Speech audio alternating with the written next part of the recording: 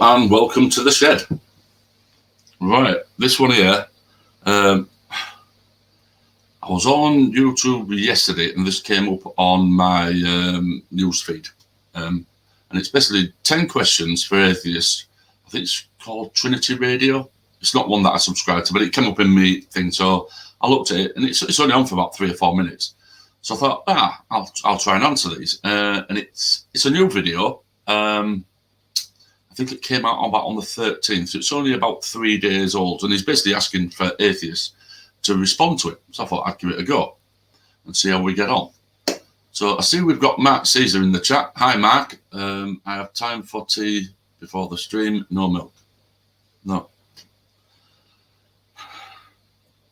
I'll teach you one day how to make a proper cup of tea. You've got to have milk. If it's one of them, what are them teas? Like herbal teas and stuff like that. No, you won't put milk in that. But normal tea, like your Tetleys, your Ringtons, and your normal tea. No, you want a drop of milk in it. Some people do take it back, but a drop of milk. And if you like sugar, you can put a bit of sugar in it as well. I used to take sugar, but the wife took me off the sugar. She said it didn't make a difference. Anyway, let's have a look at these questions and see what it comes out like. Let me just see if I can just share this to the stream.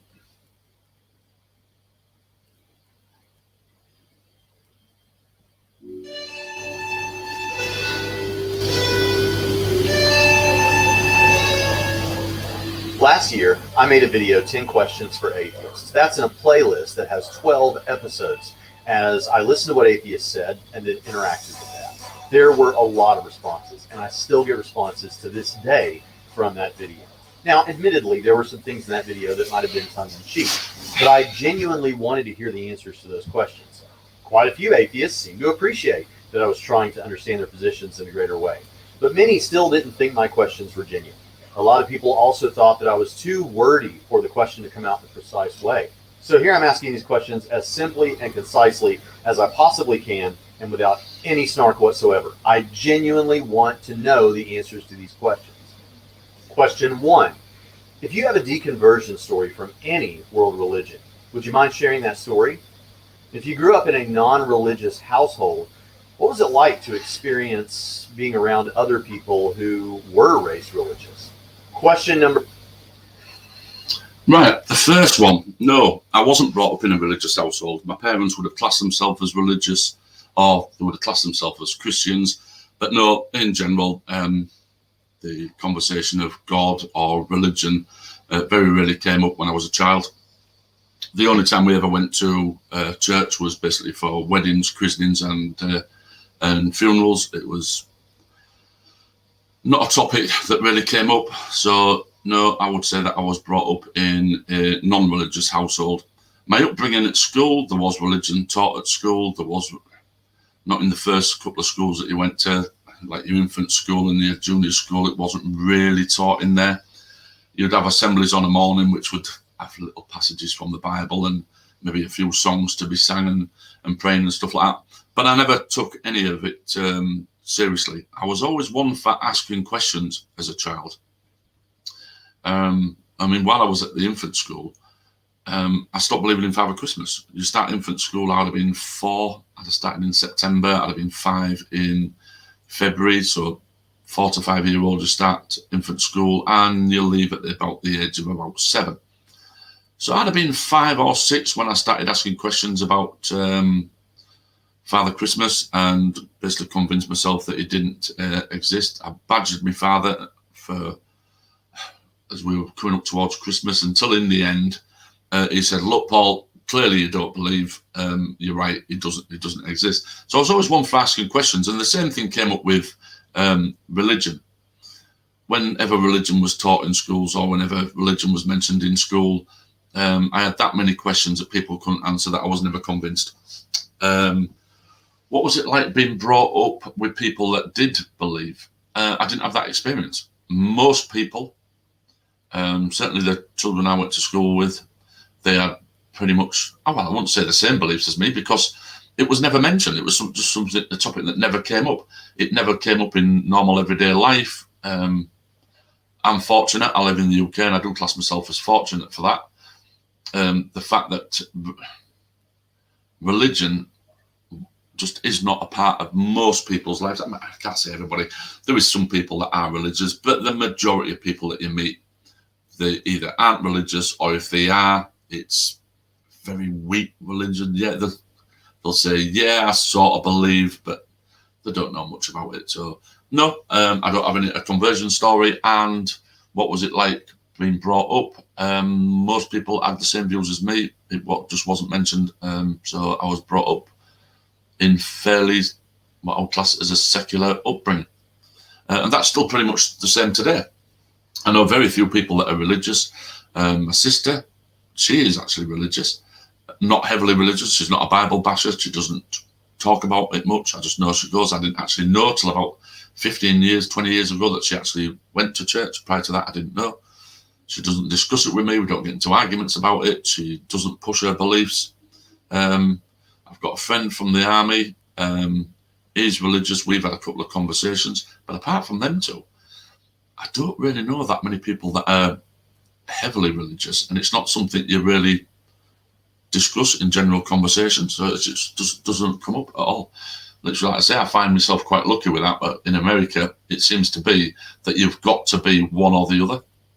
I mean, that's just my perception of how it seems. We're looking at the internet, the amount of religious stuff that comes out of America.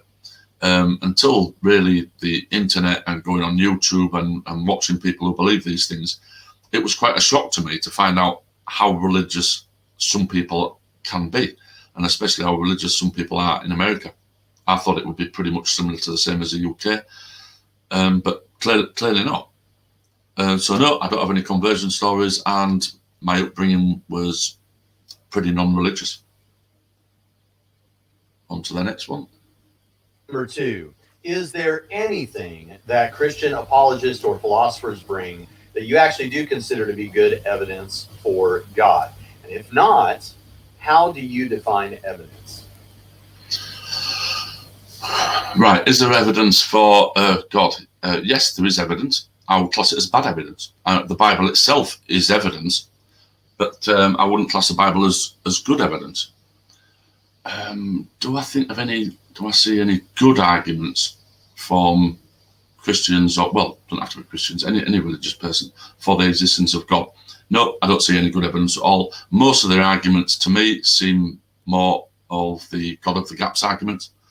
When you look at it, that's basically what it boils down to. It's just a God of the gaps argument. It's a question that we can't answer, so we insert a God into that, and you can manipulate that God into being able to fulfill any argument that's presented. And that's, to me, is how God is used. So, no, I don't see. Oh, and what do I class as evidence?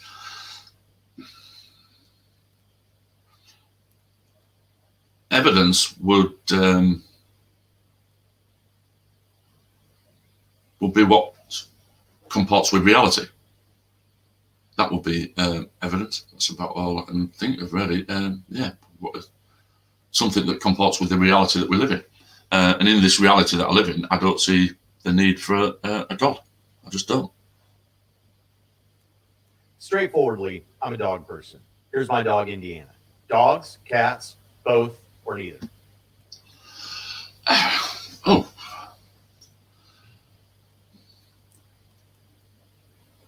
When I was brought up, when I was a child, we had a couple of cats. I quite enjoyed having the cats about.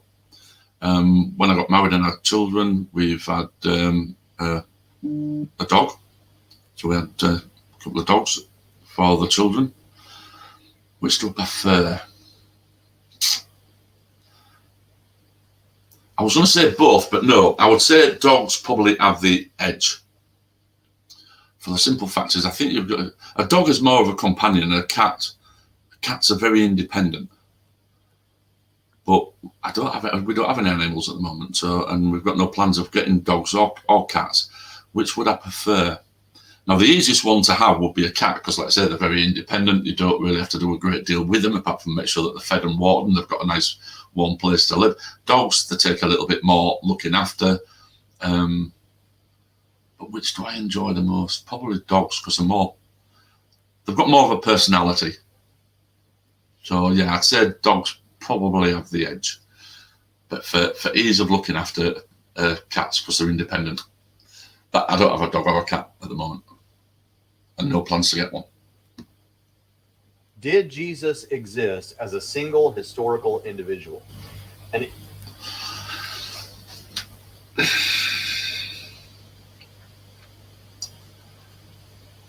probably. I'd go with probably, but I'm not convinced that Jesus did exist. I've seen the arguments from Richard Carrier and the likes of him, and they put up some really good arguments that Jesus was a myth. And I follow that argument. I do think it's a good argument that they put forward, that Jesus possibly didn't exist, or that Jesus may have been several characters rolled into one. I've heard that argument, and that's a good argument. And then obviously we've got the argument that Jesus was a literal person. And yeah, I know what it says, that most historians do say that Jesus was a literal person and he existed. But when I listen to their arguments, or whenever an historian is talking about it, and he puts forward the evidence for Jesus existing, the evidence seems pretty weak. And to me, I might be wrong, but sometimes I feel that some of the historians are saying what they say, that Jesus existed, because it could possibly be so controversial for them to say otherwise that it could potentially be career ending. Plus, there's going to be a lot of backlash from coming out and saying that, from people that are religious. There's going to be a lot of backlash from that. So I think historians either probably avoid the topic or take the easy option, which is to say that Jesus existed. So what do I think? My answer really is, it's got to be I don't know. I don't know whether Jesus existed or not, whether he was a mythical figure or not. I've got to say, I don't know. How reasonable is it to hold the position that Jesus did not exist? I think it's a reasonable position. I've heard the arguments for Jesus not existing, and they seem sound arguments. I've heard arguments that Jesus did exist, and yeah, there's some merit to that one as well. So again, the answer's got to be, I don't know. Do I think Jesus was the person that's portrayed in the Bible? No, not at all. if so, how reasonable do you think it is for people to hold the position that Jesus did not exist? It's reasonable. Of your Christian friends and family members, which one would stand the best chance of convincing you or persuading you than the others? Even if you think none of them stand a chance, some stand more of a chance than others, right? Who would that be and why? What's your favorite film? The answer would be none of them would be able to convince me, and there's only really two people I mentioned previous that I could have that conversation with. My sister, she's not really interested in having that conversation anyway. I don't think she'll be able to formulate a good argument for the existence of a God in the first place. It's her own personal belief, and I don't think she would have enough evidence to convince me. The friend that I have, the lad that I was in the army with, he can construct a decent argument. We have had conversations on the internet, and I also met him in person. We met up a couple of years ago. He lives just up the road from me, the town up the road, about 20 miles away. So we met up and went for a drink. We had a really good conversation. There was no argument, it was just a conversation. He was trying to learn my point of view. I was trying to learn his point of view. So probably he would have the best chance of all the people that I know, but I don't think having the conversation with him that he has anything new to bring to the table. So yeah, my friend would probably be the best, but I don't think he would be successful. What's this one? What's your favourite film? Film or television series? Continue. Favourite film or television series? One of the best television series when I was growing up would have been Only Fools and Horses, which is a UK series, excellent comedy series. That have been one of my favourites. Big Bang Theory, that's definitely one of my favourites. So yeah, for television series, I would say I think Big Bang might actually beat Only Fools and Horses. Yeah, let's go for Big Bang Theory for television series. But there's that many, it's so hard. Walking Dead, I enjoy that as well. But yeah, let's go for Big Bang Theory. Film-wise, I'm not really much of a film buff, really. So which films have I really enjoy watching? See, we're on the topic of religion. Ghost, I enjoyed Ghost. I thought that was a brilliant film. Yeah, with Patrick Swayze, I absolutely loved that film. Green Mile, that was another one that sort of come to mind. So Green Mile, Ghost, Green Mile. But that could change in 6 months' time. So yeah, Big Bang for series and Green Mile for films. Contingency arguments for God's existence can be framed in a number of ways, obviously, but pick one. And what's your favorite response to this sort of contingency argument? Or if you're really ambitious, what's your favorite response to contingency arguments in general? On your understanding, contingency argument, that's part of the cosmological argument. You've got the argument from motion. Basically, if an object to be in motion has to be put in motion, so something has to have caused something to move. That's one of the arguments. So there must be basically a prime mover. So one of them is a prime mover. The second one is argument from causation. So that's basically, it's very similar to the first one. It's the cause and effect. And then the contingency argument is basically you've got necessary beings and contingent beings. Contingent being is a being that could not have existed. So we're all contingent. I could not have existed, and it would make no difference to the rest of the world. The rest of the world would still carry on. So I'm classed as a contingent being. So yeah, the argument goes like this. There are contingent things. Contingent things can cause other contingent things, but there can only be contingent things because that would mean there's an infinite regress of contingency, and a possibility that nothing might have existed, and basically an infinite regress is impossible. So there must be at least one necessary thing, and that thing is God. What's my problem with that? I don't know how you get to the God thing. This, to me, it just sounds like the God of the gaps argument. It's basically what William Lane Craig comes out with. It's one of his main arguments, and I just don't find them convincing at all. When the first time I listen to that argument, I can follow the logical steps that they go through until they put in the God at the end, and it's like, where do we get that one from? The answer is, I don't know. Why is there something rather than nothing? I don't know why there's something rather than nothing.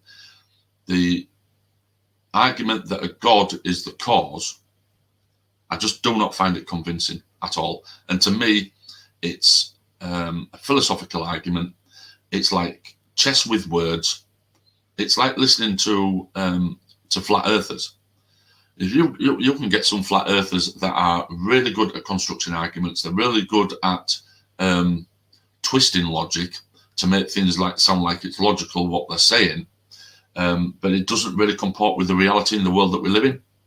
So somebody who's never really listened to the flat earthers and just accepts that the Earth's a globe, if you put them in front of a flat earther, the flat earther will run rings around them. They will absolutely destroy the person who believes that the Earth is a globe. Does that mean they're right? No, it doesn't. It just means that they've been able to construct a better argument than the person defending the globe. And to me, that's all the cosmological argument is. It's just a clever way of inserting God at the end of the premise when the answer is, I don't know.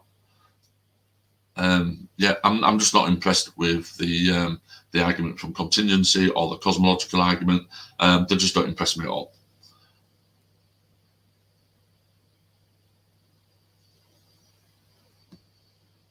Understanding of Christianity, what does it take for a person to become a Christian and experience everlasting life? What do you think? What does it take for a Christian to become a Christian? I don't quite understand the question, really. If somebody believes that Jesus is existed, is their Lord and Savior, is God, died on the cross for their sins and was resurrected 3 days later, if that's what they believe, to me, that is what classes them as a Christian. I don't know if that quite answered the question correctly.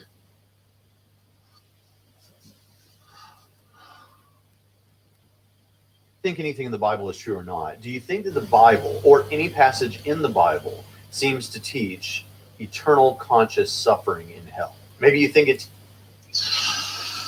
I don't know Bible passages. I have looked at the Bible. I have read the Bible. I didn't take a lot of it in. It was something that I gave myself a challenge to do, which was to read the Bible, so that I could basically say that I have read it. Does the Bible teach much about hell? No, I don't think it mentions hell that much, really. The concept of hell is more of probably a Christian's belief rather than what's in the Bible. So, no, what do you think the Bible teaches about hell? I don't know. I can't remember that many passages in the Bible that mention much about hell. So what does the Bible teach? I don't really know, but what do Christians in general believe about the concept of hell? That's my phone going off. Just cancel that. What do Christians themselves think about hell? They basically, can't talk for all of them, but in general, Christians seem to believe that they are going to go to heaven because of their beliefs. And somebody like me, who doesn't believe in any gods whatsoever, I'm doomed to go to hell, which would be everlasting suffering for eternity, which to me, that would be evidence that your God isn't an all-loving God, because to punish somebody just for not believing in them when they haven't given enough evidence is really a very poor reason. And why? What would be the point of hell? Now, the point of punishment is to get somebody to learn from the mistakes. It's to get people to learn a lesson. It's to get people to change the ways in what they're doing. Now, if you're going to send people to hell to suffer and burn for eternity, what's the point in it? They're not going to learn anything, and even if they do learn anything, they're still going to stay there and suffer anyway. So I don't see the point in it. But no, to answer your question, what does the Bible teach about hell? I don't think it teaches a great deal. It's the Christians that push the hell concept up, I think. Teaches universal ultimate salvation or annihilation, the idea that people will no longer be conscious but will be annihilated and no longer have a conscious experience of anything. And I should say, I'm partly asking that question because a friend of mine, Chris Date at Rethinking Hell, would be happy to have a discussion or a debate on the subject of whether any Bible passage teaches eternal conscious suffering. What do you think is the most dangerous or problematic issue that theologically conservative Christians hold to?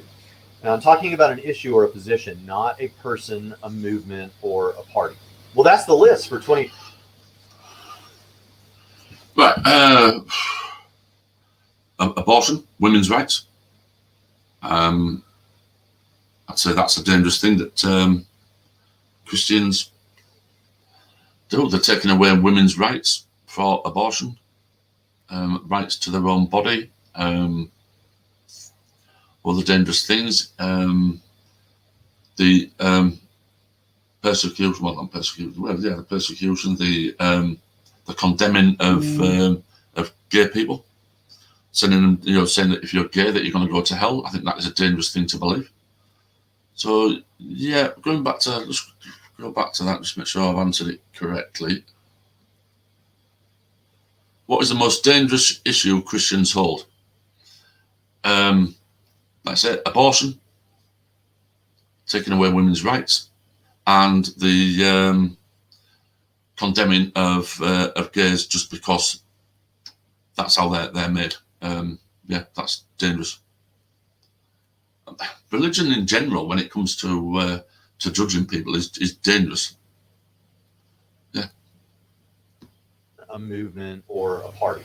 Well, that's the list for 2021. And thanks for taking the time to watch the video. And I sure hope you will respond in the comments or make your own video in response. This is what I'd I love thought. to hear what you have to say because I genuinely want the answers to these questions. Thanks for showing up, and I'll see you next time on Trinity Radio. Right, let's just go back to this. Remove that. Yeah, so I successfully answered. I probably butchered a few of them, but I think I successfully answered all four of his questions. I expected to be more on religion in his questions, really. I don't get what the questions were about whether I'm a dog person or a cat person. Dog probably just gets it, but I like dogs and cats. Favourite films, I don't understand what that was in there for, but anyway. So yeah, I thought that was quite a good laugh to have a go at, and hopefully you enjoyed it. I see that Julie, Wine and Reason, has turned up. Thanks for turning up, Julie. My God, it must be early hours of the morning where you are. It's 11 here, so it must be, what would it be, 2 o'clock? Let me know in the comments what time it is. They stopped using the Bible to justify slavery because society doesn't allow it anyway. Yeah, you can. You can't. You're right. You can use the Bible to justify slavery if you want to. 5 a.m. Oh my Lord! I've got Junk Shop's mug and it's full of tea, not coffee. Let him know. Yeah, you can use the Bible like Kind Nine has just said there. You can use the Bible to justify slavery. This is what I quite like about religious topics. Religion gets dragged along with society, doesn't it? Because, like you say, if you look at the Bible, slavery is justified. As society moves forward, it's literally dragging religion behind it. Religion eventually has to do what society wants. So slavery was abolished. You're only going back to when I was, I'm 55 now. When I was born in '66. It was illegal to be gay. I mean, you just can't believe that it's only 50 years ago. I think it was something like about 1969, or 1970, 69, 70, when the law was actually abolished. I don't think anybody was particularly back then probably prosecuted for it. It was probably one of them laws. But saying that, Alan Turing, he was, that's only the Second World War. Yeah, he was convicted. Of being an homosexual. So yeah, that's shocking. And these things, they do come from religious beliefs, because if you take away a religious belief, I don't see an argument against be two men who want to live together or two women who want to live together. There isn't an argument against it. There really isn't. The only thing you can say is the Bible says you can't do it. That's it. That's all you've got. That's it. Because there just is no logical argument for saying that two people of the same sex can't have a relationship. Yeah, you do have people arguing that but if everybody was gay, the human race would die out, which is absolutely true. If everybody was to turn gay tomorrow, the human race would die out. But so what? What if it did? What would it matter? Not that everyone would turn gay anyway, it's just a ridiculous concept. But, that it's a stupid argument, because that's never going to be happening. There's always going to be diversity in every walk of life. So there's always going to be some that are born in that way, because you are born that way. It's not a choice. I didn't suddenly wake up one day and think, I think I want to start being attracted to women. No, I was always attracted to women. People are born and they're always attracted to the same sex. So, yeah, that's always going to be the same. So yeah, that's a stupid argument. What else have I got? I think that's about it, really. Oh, Matt, 6:30 p.m. here in Upside Down Land. Ah, right, Matt, you're in Australia, clearly. Yeah, you're at the bottom of the earth, mate.